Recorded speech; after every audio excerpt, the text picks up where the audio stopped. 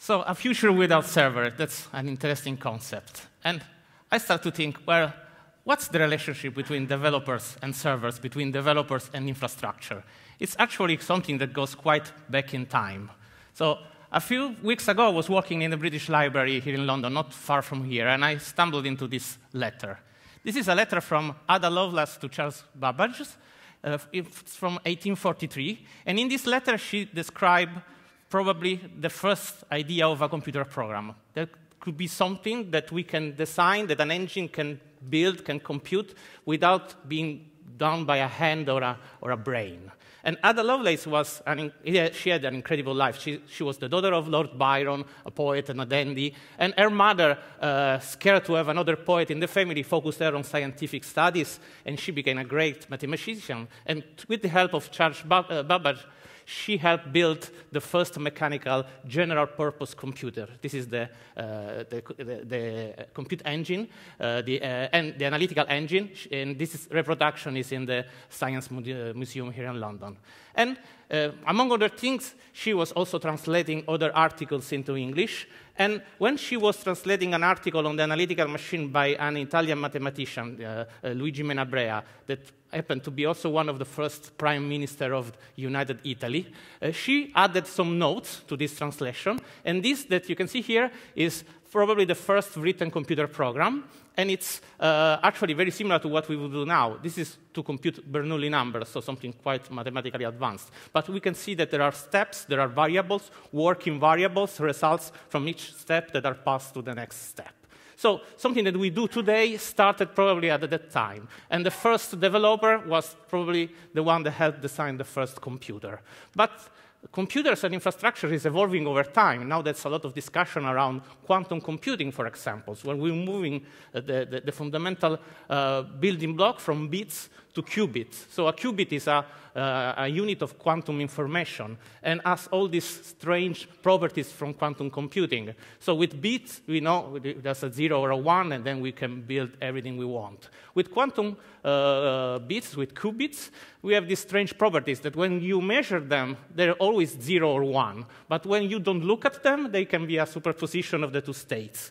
And also, qubits can be entangled with each other. So when you measure one qubit and you find that 0 or 1, this is affecting the result of other qubits. So something completely new that is coming probably shortly as a tool for developers to use. So if infrastructure is always evolving from mechanical tools to quantum computing, what's the role of the developers? And the best description that I found is this one from the BBC Bite-Size website. This is an online training for young children. And it tells basically what we do as developers. You use code to tell a computer what to do, but before writing your code, you need an algorithm. And then the algorithm is a list of rules that tells what you need to do to solve a problem. So looking at this, our job looks like translation. We need to translate algorithms from a generic language to a computer programming language. Actually, it's more than that, and we know, otherwise we were not here discussing about tools and best practices. There's a lot of complexity, and lots of people understood that already from the 70s. This is a completely empirical law. It's called Gall's law. It comes from his book from the 70s, and it tells us that a complex systems can't it's always been evolved starting from a simple system. You can't design a complex system and build it and it will work. You need to start with something simple and add features one by one. And what was an empirical law in the 70s, it has become a scientific law in our days, because in the last 15, 20 years, a new science has been born. It's the complexity science. It's a science that is studying complexity across all different fields, biology, mathematics, physics, and the same rules apply also to IT systems, to computer science. So what we discovered is something that probably we already know, that complexity arises when the dependencies among the elements become important. And when we create something, we do an IT project, we create a new application, we usually have two kinds of dependencies. The technical dependencies, I need to update this to have that working, for example, and also organizational dependencies. If I want to release my software, I need to wait for someone else to give me the OK on the security or to give me an IP address for my new services, and so on. So reducing dependencies is really the best way to reduce complexity, and if something is less complex, it's probably evolving faster. And what we heard from our customers is really this, that they want to focus on code, on the applications, on the functions that they want to build on this application. So a few years ago, we started thinking about this. And what we do in Amazon when we want to create something new is that we work backwards from the customer. So I think this is a good way also for you. So if you have an idea, you want to build something new, a service, a product, the first step is to write the press release of this service when you are going to launch it in the future. Because writing the hypothetical press release of your new product will force you to think in simple terms, to describe the advantages that you want to build, and also to think through the eyes of who is going to read this press release of your possible future customers. And then when you write the press release, so you realize actually that there's something that you can build, then start thinking about the questions that you can get, start writing even the manual before even you start writing your first line of code of your application. And doing that, we start to look at what our customers are doing to work backwards from them. So we saw that roughly 10, 12 years ago, they start splitting the monolith because they wanted to remove this complexity, they wanted to remove the dependencies. But at the time, CPU power, network speed, they were not enough. We were probably also using the wrong protocols, SOAP, XML. They were quite heavy, especially for the resources that we had. Things changed probably around 5, 6 years ago. So the speed of CPUs, the speed of networking, the availability of new protocols that are much more efficient, such as JSON or binary encodings of JSON, made possible to break this large application and create smaller components, reducing the dependencies. So reducing dependencies is a broad topic. There's 3 days, Fox days on that. I just learned on microservices, so I'm not diving into that. But if you start to decompose your application, then what you start to see is that the way data is flowing through your application becomes an important part of your software architecture. Because the way data is flowing is really driving the logic between the small components, the microservices that you're building. And what we saw is also that some of those components could be replaced by standard bricks. So you don't need to create a relational database from scratch every time you need it. So you can use standard building blocks, a message queuing, a database table, an object storage. And then you need just to write the glue code between those components. And this glue code is your business logic. It's what's unique to your application. And looking at this, we realized that we can even decompose this more and create smaller components that are functions, ephemeral functions. And these ephemeral functions can just react to the data, to the flow of the data, to the data flow. So when you receive an API call, we can create this function that can process, route this information, and send it to the relevant service or a subsystem or building brick. And when you don't need to run these ephemeral functions, there's nothing to be kept ongoing. So as a cloud provider, it's incredibly efficient to run these functions for you, and that's why we think we were able to reduce and create this very low-cost platform. But what happens to the data? Because it's relatively easy to decompose compute. What happens to the data? Well, this is a very useful diagram that shows you how 2 microservices are sharing their own relational database. This is really giving you the weight of data. If you start creating dependencies through the database between 2 microservices, you're probably creating a distributed monolith. So data should drive the boundaries. What we see is that you should distribute your data with smaller data repositories that are not shared between microservices, but should speak through their main interface. And we should move these data repositories from the old atomic, consistent, isolated, and durable model to a new approach that is associative, commutative, distributed, in a single word, idempotent. Because in a distributed world, you should always think that anything can happen at least once.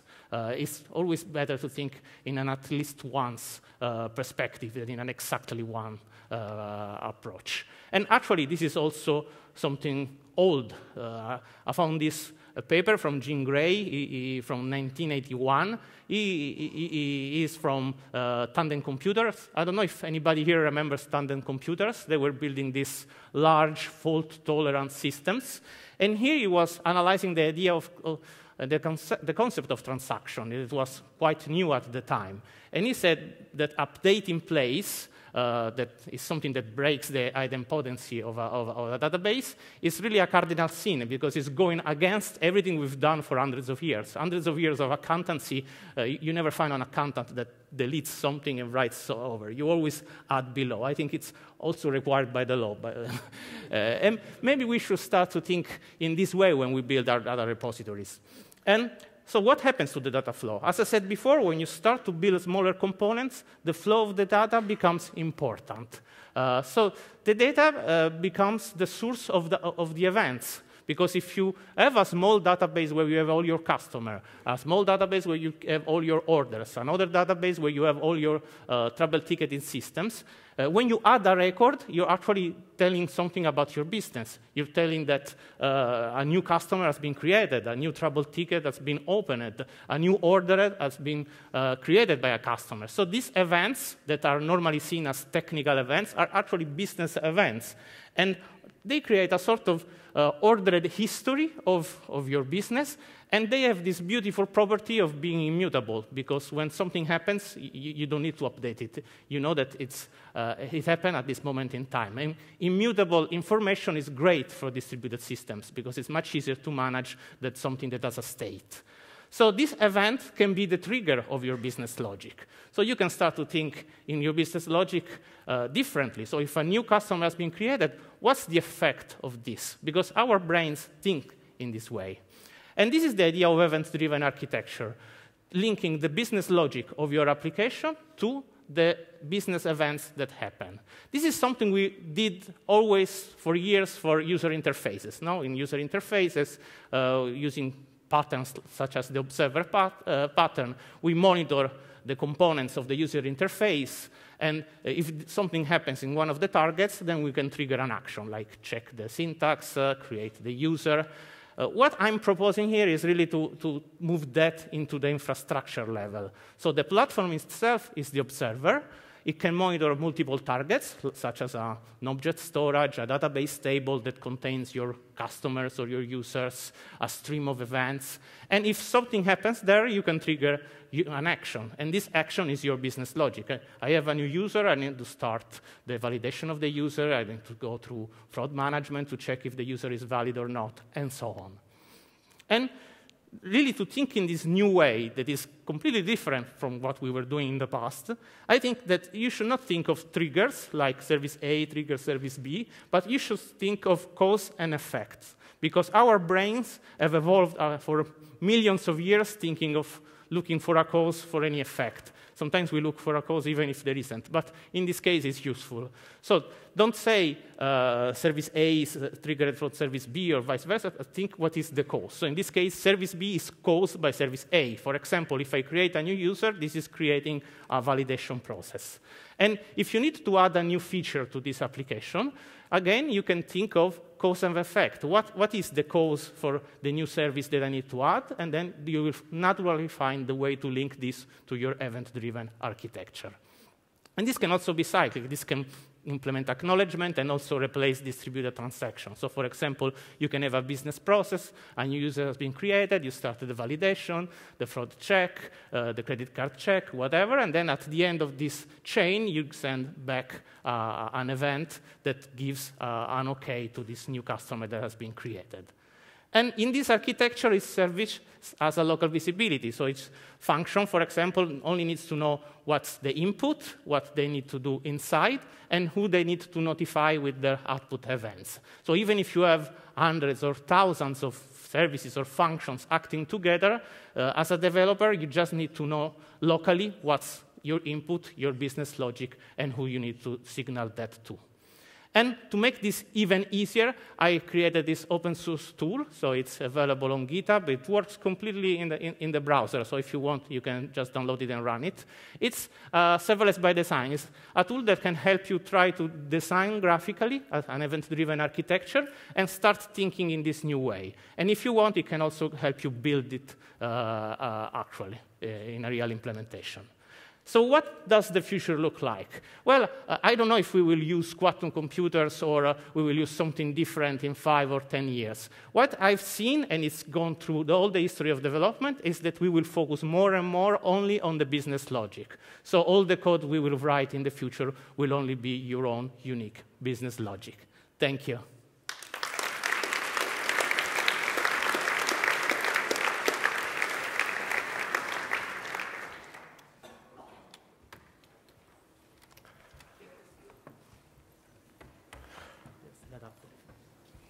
I forgot to say, anyone notice what happened outside yesterday? Like the sun was shining. That's all to do with DevOps UK and the community. We organise it. I mean, we spend months reeling the sun in. Okay, so we're just going to do a quick switch over. And then, who finds their job easy? Yeah, I didn't think so.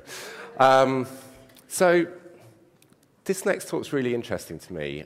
Matthew's going to talk us through it a lot more, but it's called the Mindful Developer.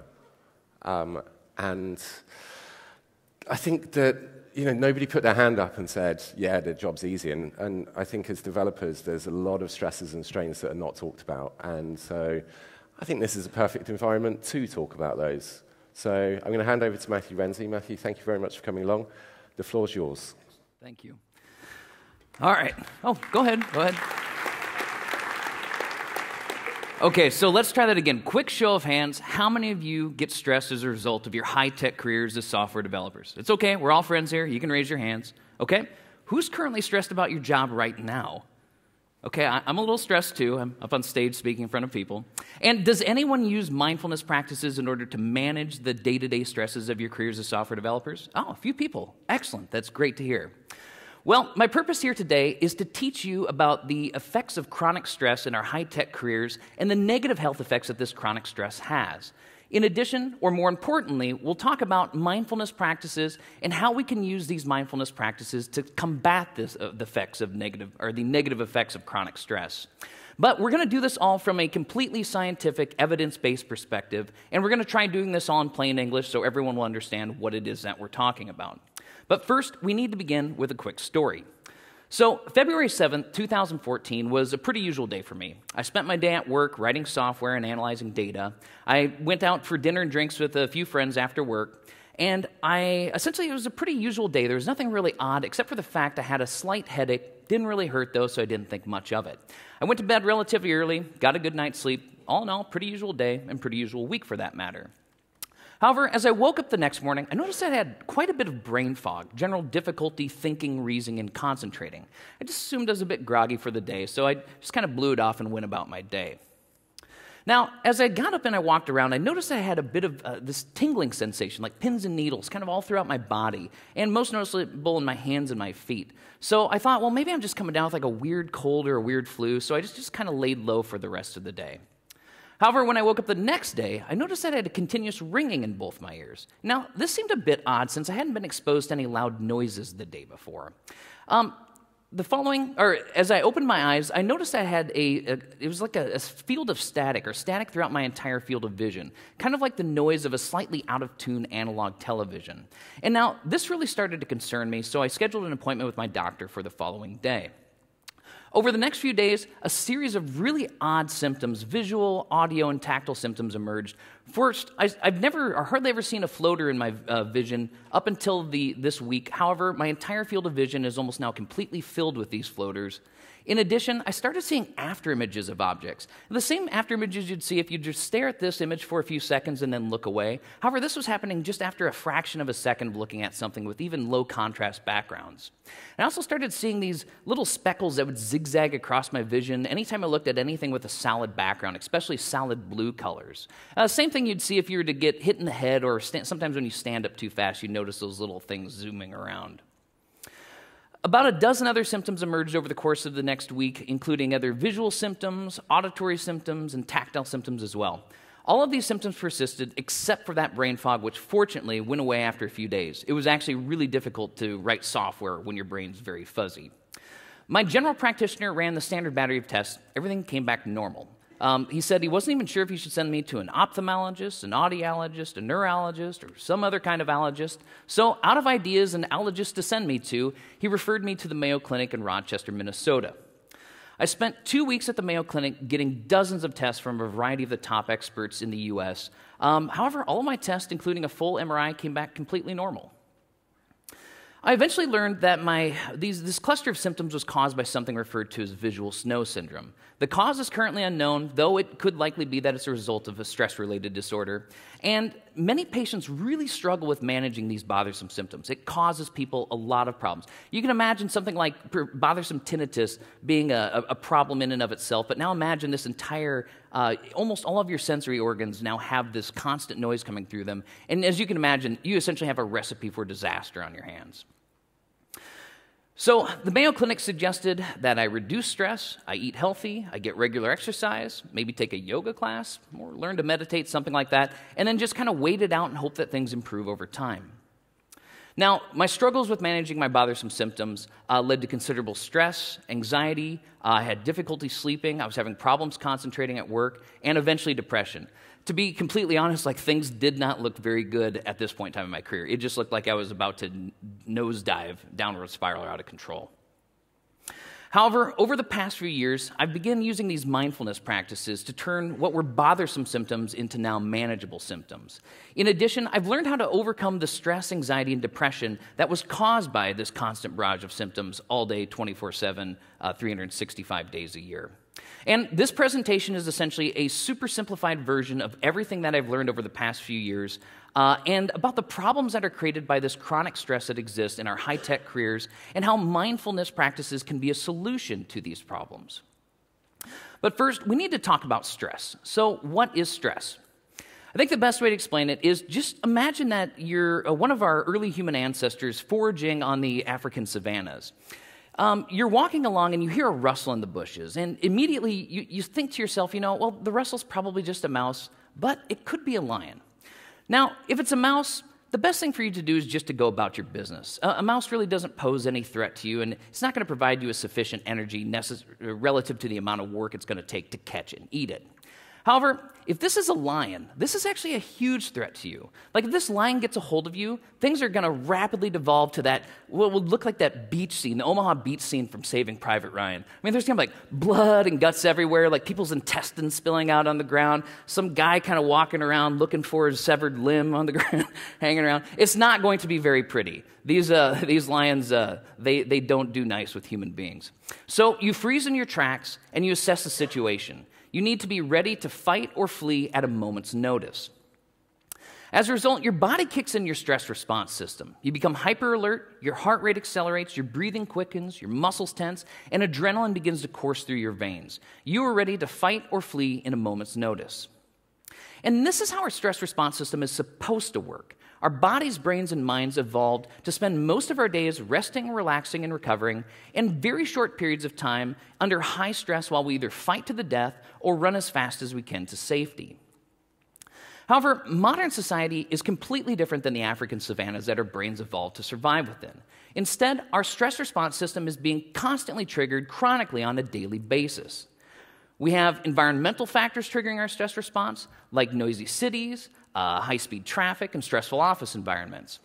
We have technological factors triggering our stress response, like constantly ringing cell phones, fear-inducing video games, and addictive internet activities. You guys know what I'm talking about. In addition, we have sociological factors, like worrying about money, our social status, and our relationships. And, those are sociological factors, and psychological factors as well, like fear of becoming sick, growing old, and eventually dying. So, our brains never evolved to have our stress response system chronically activated. And this is causing huge problems with our physical health, our mental health, and the health of our society as a whole. In fact, chronic stress is a key factor associated with a whole slew of disorders in the Western world. Everything from heart disease, metabolic syndrome like diabetes, digestive issues, autoimmune system issues, immunosuppression issues, female reproductive issues, male reproductive issues. In fact, one interesting fact I learned is that 60% of all male reproductive issues are psychogenic in nature. That means stress is actually causing these reproductive issues. Developmental disorders, cancer complications, and a whole slew of really bad mental health issues that a lot of people are dealing with on a daily basis. So this chronic stress stuff is really bad for us, and all of the research says we should be avoiding it like the plague. However, we have built a society, and we continue to build a society that is chronically activating our stress response. So what can we do to reduce this chronic stress or the negative health effects of the chronic stress? And this is where mindfulness practices come in. So what is mindfulness? Well, if you would have asked me a few years ago, I would have told you, well, that's just something Yoda kept talking to Luke about with the Force as he's trying to explain it, but he never really goes on to explain what it actually is. However, over the past few years, I've learned exactly what it is that people mean when they say mindfulness. So, mindfulness, in its simplest form, is essentially being aware of present experience with acceptance. But, what does that actually mean? That's a pretty odd way of wording things. Well, first, mindfulness involves presence. It means that we're experiencing now rather than thinking about the problems from yesterday or the potential things that are going to happen tomorrow that we can or can't have any control over. We're also experiencing each moment as it occurs, or we are experiencing each moment as it occurs. Second, mindfulness involves awareness. It's about focusing on an experience as it's occurring, being fully aware of our thoughts, emotions, and physical sensations as they occur.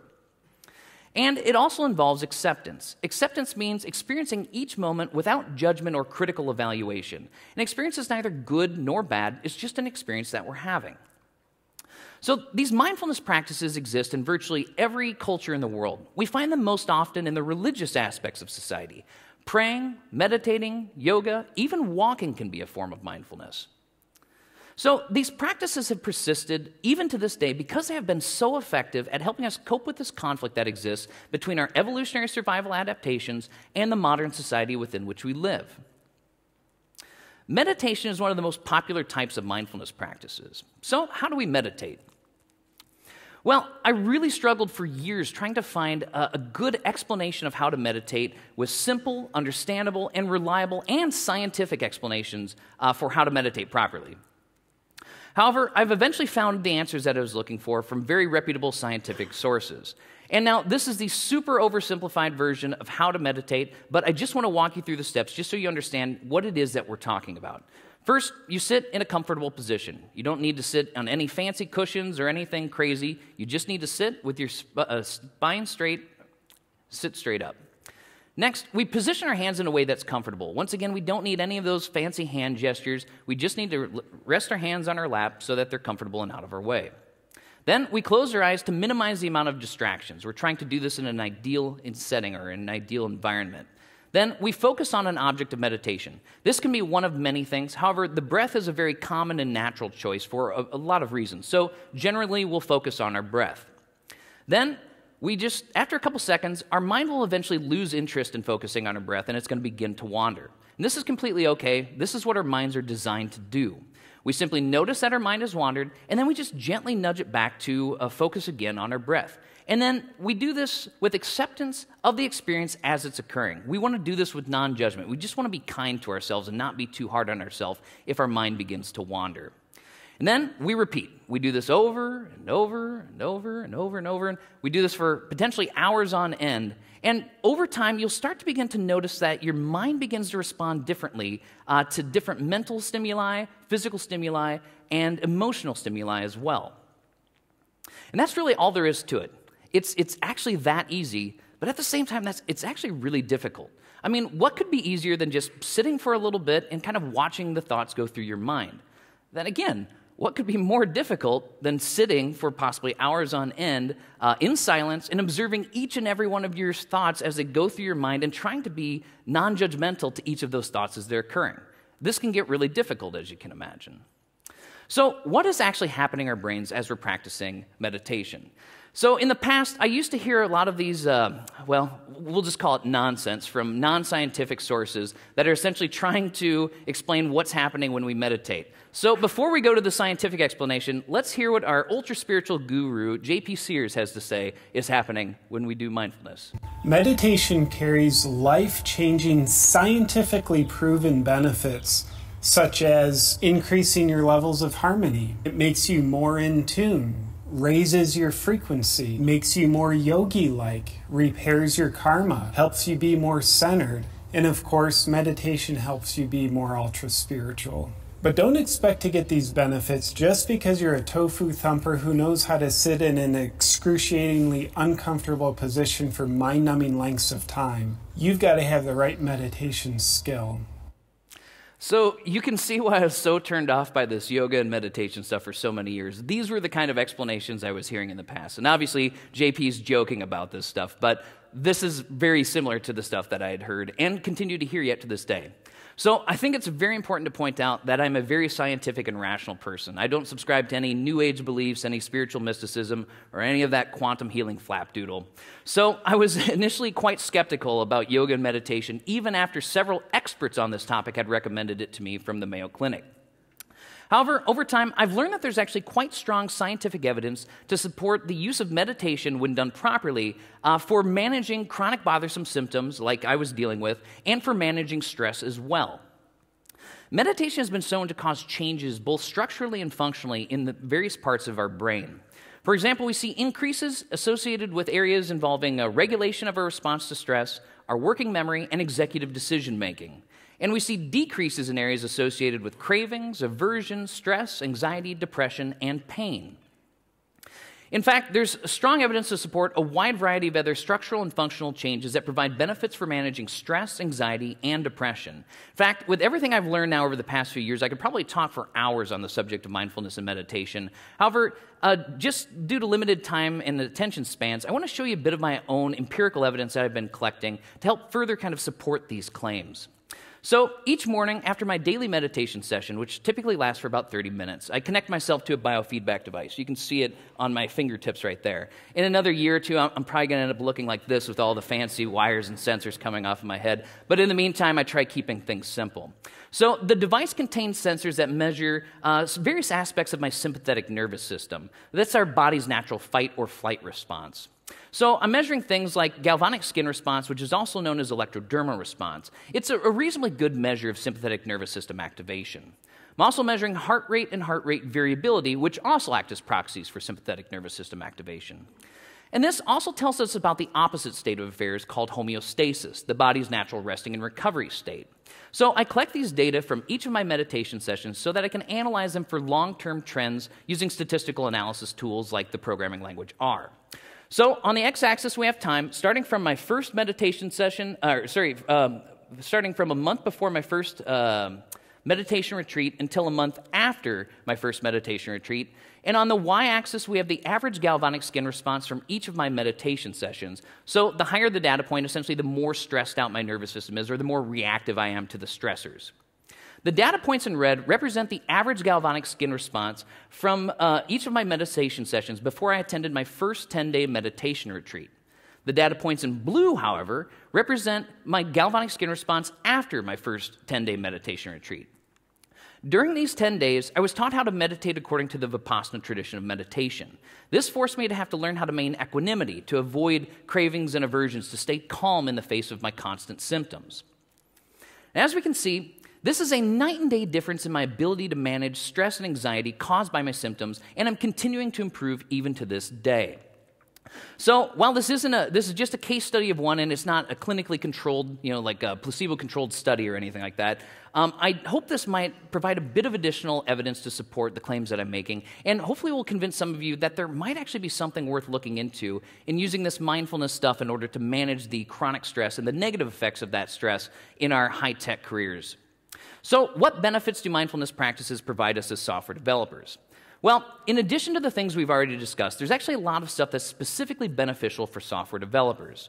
For example, equanimity. This is the mind's ability to be non-reactive to either cravings or aversions, to stay very calm.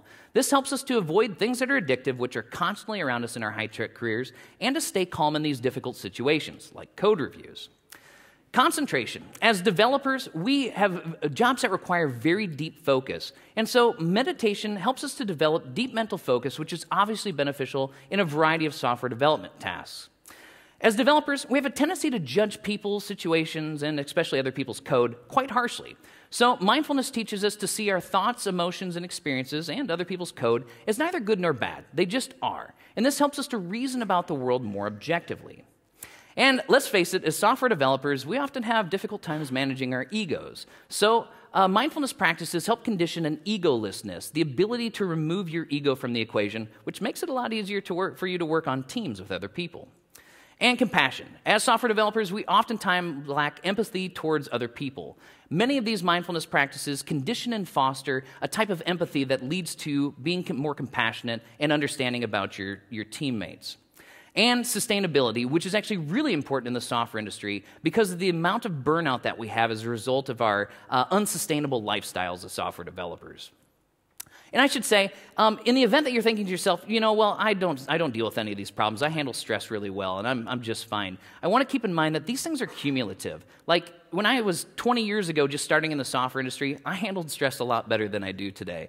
But over the years, these things compound to the point where it eventually begins to break you down. So while you might not be thinking about this stuff now, it may become quite a bit more important in the future.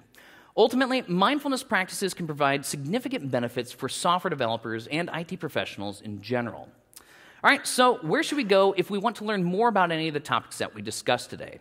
First, if you're interested in learning more about stress and its effects on the body, I recommend Robert Sapolsky's book, Why Zebras Don't Get Ulcers, or his video lecture series called Stress in Your Body. Either of these will teach you everything you want to know, and actually a whole lot more than you probably want to know, about the negative health effects of stress on our bodies and minds. Next, if you're interested in learning more about mindfulness and meditation, the best source of academic information I can recommend is The Science of Mindfulness, a video lecture series by Professor Ron Siegel of Harvard University. It contains 12 hours of information on what we currently know about mindfulness from a purely scientific perspective. However, knowing about mindfulness and actually being mindful are two very different things. So if you're interested in learning how to practice mindfulness in meditation, the best thing I can recommend is taking a 10-day Vipassana meditation retreat. You'll spend up to 12 hours a day for 10 days learning how to meditate in an ideal environment. They have centers around the world. Everything's completely non-religious. I promise there's no weird stuff. Everybody's super nice. The food's actually really good, surprisingly. And it's all based on a pay-it-forward system. It almost sounds too good to be true, so that's why I was super skeptical of them until I did the research and learned that they're actually a great organization. It's essentially like a boot camp for creating really good habits for your mind. So, finally, if you only take one thing away from this presentation today, let it be this: that it is possible to be in mental, physical, or emotional pain, but to not be suffering. This is because suffering is how we respond to pain. Thank you.